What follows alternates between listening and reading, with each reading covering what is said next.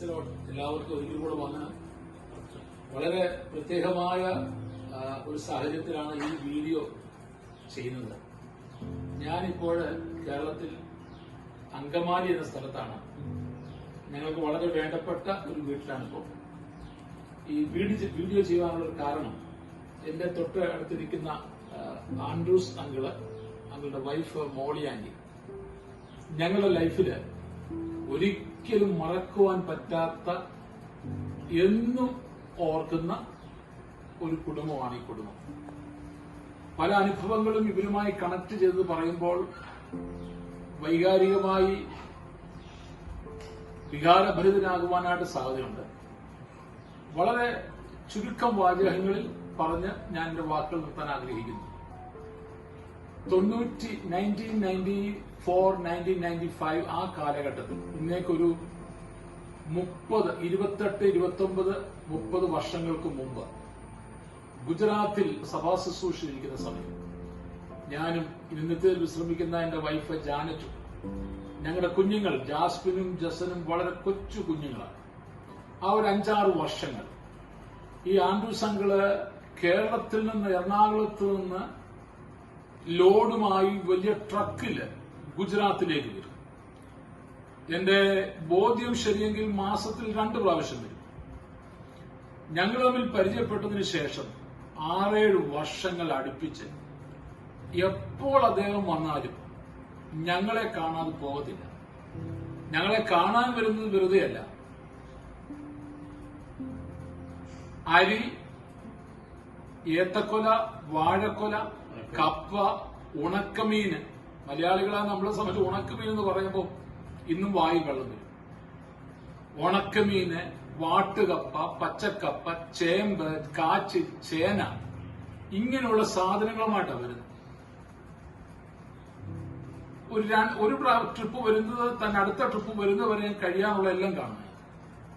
ഏലിയാവിന്റെ കാക്ക അപ്പവുമായി ഏലിയാവിന്റെ അടുക്കൽ വന്നതുപോലെ കേരളത്തിലെ മലയാളികളായ നമ്മുടെ ഹൃദയത്തിന്റെ ആഹാര സാധനങ്ങളുമായി ദീർഘവർഷങ്ങൾ ദൈവം ഞങ്ങളുടെ അടുക്കൽ അയച്ച ഒരു ദൈവമനുഷ്യനാണ് ഈ ആൻഡ്രൂസ് അങ്കിൾ, അദ്ദേഹത്തിന്റെ വൈഫ്. ഞങ്ങൾ ഇന്ന് കാണുന്ന അങ്കമാലിയിൽ ദീർഘവർഷങ്ങൾക്ക് ശേഷം, ഓർമ്മ ശരി 20 വർഷങ്ങൾക്ക് ശേഷമാണ് ഇന്ന് കാണുന്നത്. എന്നാൽ ഇത് പറയുമ്പോൾ കുറച്ചുകൂടെ വളരെ ഞങ്ങളുടെ ലൈഫിനെ പിടിച്ചു കുലുക്കിയ ഒരു സംഭവം കൂടിയുണ്ട്. ഒരിക്കൽ അന്ന് കുക്കിംഗ് ഗ്യാസ് എല്ലാവർക്കും സുലഭമായി കിട്ടുന്ന ഒരു സമയമല്ല. ദീർഘനാളുകൾ ബുക്ക് ചെയ്ത് കാത്തിരുന്നിട്ട് മാത്രമേ കുക്കിംഗ് ഗ്യാസ് നമുക്ക് ലഭിക്കാറുള്ളൂ. ആ ഒരു സമയം ഞങ്ങളുടെ ചർച്ചിൽ ഒരു വീട്ടിൽ കുക്കിംഗ് ഗ്യാസ് ലഭിച്ചു. ഞങ്ങൾക്കത് കിട്ടി. ആ വീട്ടിൽ 2 സിലിണ്ടർ ഒരുമിച്ച് കിട്ടി. സാധാരണ അന്ന് അങ്ങനെ കിട്ടുക എന്നുള്ളതും വളരെ വിരളമാണ്. അപ്പൊ അവർക്ക് 2 സിലിണ്ടർ കിട്ടിയതുകൊണ്ട് 1 സിലിണ്ടർ ഞങ്ങൾക്ക് തന്നു. ഞങ്ങൾ അങ്ങനെ അതുവരെ ഉപയോഗിച്ചുകൊണ്ടിരുന്നത് എയർ അടിക്കുന്ന ഈ സ്റ്റൗവിനകത്താണ്. സാധാരണ സ്ത്രീകളെ സംബന്ധിച്ച് ഈ എയർ അടിച്ച് സ്റ്റൗ കത്തിക്കുക കുറച്ച് പ്രയാസമാണ്, സ്ട്രെയിനാണ്. പക്ഷെ അതായിരുന്നു ഉപയോഗിച്ചുകൊണ്ടിരുന്നത്. ഇത് കിട്ടിക്കഴിയുമ്പോൾ ഒത്തിരി സന്തോഷമായി. ഞാൻ വളരെ പെട്ടെന്ന് പറഞ്ഞു നിർത്തട്ടെ. ഒരിക്കൽ ഉച്ചയടുത്ത സമയം, കൊച്ചു കുഞ്ഞുങ്ങൾ അടുത്തുണ്ട്, ഞാനും വീട്ടിലുണ്ട്.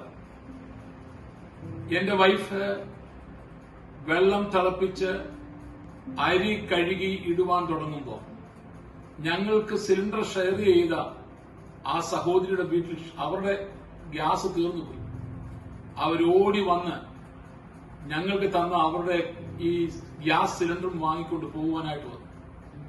എന്റെ വൈഫ് പറഞ്ഞു, സിസ്റ്ററെ ഒരു 10 മിനിറ്റ്, ഞാൻ അരി ഇടാൻ പോവുകയാണ്, വെള്ളം തിളച്ചു, 10 മിനിറ്റ് കൊണ്ട് ഈ അരി വേവിച്ചിട്ട് ഞാൻ തരാം. പക്ഷെ ഞങ്ങളുടെ ആ സഹോദരി സമ്മതിച്ചില്ല. ഹൃദയവേദനയോടെ അത് കണ്ടത്, കേട്ടത്, അതിന് സാക്ഷ്യം വഹിച്ചത് ഞാൻ ഇന്നും ഗദ്ഗതത്തോടെ, വേദനയോടുകൂടെ ഓർക്കുന്നു. ഇന്നത് പറയാൻ എന്റെ വൈഫ് ജാനറ്റ് ഭൂമിയിലില്ലാതെ നിത്യതയില്ല. ഇത് കണ്ടു നിൽക്കാൻ എനിക്ക് പറ്റാഞ്ഞതുകൊണ്ട് ഞാൻ ഫ്രണ്ടിൽ ഹോളിൽ പോയി കസേരയിട്ട് വാവിട്ട് കരയുമ്പോൾ എന്റെ കുഞ്ഞുങ്ങൾ വിഷം നിൽക്കുന്നു. എന്റെ ഓർമ്മ ശരിയെങ്കിൽ ഒരു അരമണിക്കൂറിനുള്ളിൽ എന്റെ വൈഫ് ജാനറ്റ് എന്ത് ചെന്ന് അറിയാതെ പകച്ചു നിൽക്കുക. ഒന്ന് അനുഭവിച്ച നിന്ന സങ്കടം, വേദന, കുഞ്ഞുങ്ങളുടെ വിശപ്പ്, അങ്ങനെ എല്ലാ നിലകളിലും വേദനിച്ചു നിൽക്കുമ്പോൾ കോളിംഗ് ബെൽ ആരോ അടിച്ചു. ഞാൻ കണ്ണുനീർ തുടച്ചിട്ട് ഞാൻ കതക് തുറക്കുമ്പോൾ സാധാരണ കേരളത്തിലെ എല്ലാ സാധനങ്ങളുമായി വരുന്ന ഈ ആൻഡ്രീസ് അച്ചാൻ വന്ന് വാതിക്ക് നിൽക്കുക. തന്റെ ക്ലീനറിന്റെ കയ്യിലും തന്റെ കയ്യിലും ധാരാളം സാധനങ്ങൾ.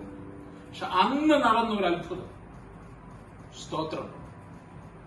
അദ്ദേഹത്തിന്റെ കയ്യിൽ അരി തുടങ്ങി കപ്പ തുടങ്ങിയ സാധനങ്ങൾ മാത്രമല്ല, അന്നത്തെ ദിവസം അശോക് കമ്പനിയുടെ തിരിയുള്ള കത്തി, അന്ന് ഏറെ അടിക്കേണ്ട ഒരു സ്റ്റവും, പുതിയ സ്റ്റവും 10 ലിറ്റർ കെറോസിനും മണ്ണെണ്ണയും തന്റെ കയ്യിലുണ്ട്.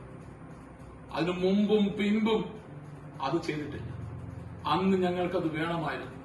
ഞങ്ങളെ വിശ്വാസത്തിൽ ഉറപ്പിക്കുവാൻ, ഞങ്ങളെ വടക്കേന്ത്യയിലേക്ക് അയച്ചത് യേശു കർത്താവാണെന്ന് ഞങ്ങളെ ബോധ്യപ്പെടുത്തുവാൻ യേശു കർത്താവിനത് ചെയ്യണമായിരുന്നു. അതിനുവേണ്ടി ദൈവം ഉപയോഗിച്ച ഈ ദൈവ മനുഷ്യനാണ് എന്റെ അടുക്കൽ ഇരിക്കുന്നത്. നിങ്ങൾ ഈ കുടുംബത്തെ ഓർത്ത് പ്രാർത്ഥിക്കണം. ഞാൻ 20 വർഷത്തിന് ശേഷമാണ് കാണുന്നത്. പ്രിയ ആന്റി ക്യാൻസർ രോഗിയായി ലാസ്റ്റ് സ്റ്റേജിൽ വരെ എത്തിയിരുന്നു. പക്ഷെ കർത്താവ് അത്ഭുതകരമായി സൗഖ്യമാക്കി. ഇതുപോലെ ഒത്തിരി അനുഭവങ്ങൾ പറയാനുണ്ട്.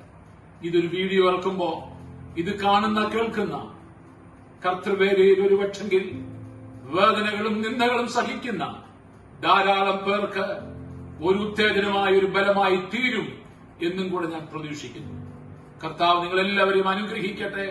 ധൈര്യമായി മുന്നോട്ട് പോകണം. വിളിച്ച ദൈവം വിശ്വസ്തൻ. ഏലിയാവിന് അപ്പം കൊടുത്ത കാക്ക ചത്തുപോയെങ്കിലും ഏലിയാവിന്റെ ദൈവം മരിച്ചിട്ടില്ല. ഏലിയാവിന്റെ ദൈവം ഇന്നും ജീവിക്കുന്നു. ആ ദൈവം നമ്മെ പോറ്റി പുലർത്തും. God bless you. God bless you. ഇതൊരു വാക്കൊന്നും പറഞ്ഞിട്ട് വളരെ പെട്ടെന്ന് അങ്ങനെ തോന്നല് വന്നത്. അവിടെ സ്റ്റവ് ഉണ്ടെന്ന് പോലും എനിക്ക് അറിയില്ല. ഞാൻ സ്ഥിരമായിട്ടാണ് പോകുമ്പോൾ അവിടെ ഞായറാഴ്ച ആരാധനയും വാഹനം ഒഴിവാക്കിക്കൊണ്ട് ആരാധനയ്ക്ക് പോകുന്ന ഒരു ചർച്ചായിരുന്നു. ആ ചർച്ചിൽ അന്ന് പോയപ്പോഴത്തേക്കും കുറച്ച് മണ്ണെണ്ണയും ഒരു സ്റ്റവും എല്ലാം കൊണ്ടുപോകണമെന്ന് എനിക്ക് ആഗ്രഹമുണ്ടായി. അങ്ങനെ മേടിച്ചുകൊണ്ട് പോയി. അത് ഇത്ര അസുലഭമായ സാഹചര്യമായിരുന്നു പോലും ഞാൻ ഓർത്തില്ല. എന്തോ ദൈവം അങ്ങനെ നടത്തി. ആ കുടുംബത്തിന് മാത്രമല്ല, ഞങ്ങൾക്ക് ഇന്നുവരെ ഒരു കുറവുമില്ലാതെ ദൈവം നടത്തിക്കൊണ്ടിരിക്കുന്നു. പ്രത്യേകിച്ച് പറയുമ്പോൾ എന്റെ ഭാര്യയുടെ കാര്യം പറയുമ്പോഴത്തേക്ക് 5.5 മാസത്തെ ചികിത്സയുണ്ട്. കത്തി പോലും ഉപയോഗിക്കാതെ ആ അസുഖം മാറ്റി കൊടുത്ത എന്റെ കർത്താവിന് എത്ര നന്ദി പറഞ്ഞാലും മതിയാകും. സ്തോത്രം. നിങ്ങളെല്ലാവരും ഈ കുടുംബത്തെ ഓർത്ത് പ്രാർത്ഥിക്കണം. God bless U. കർത്താവ് അനുഗ്രഹിക്കട്ടെ.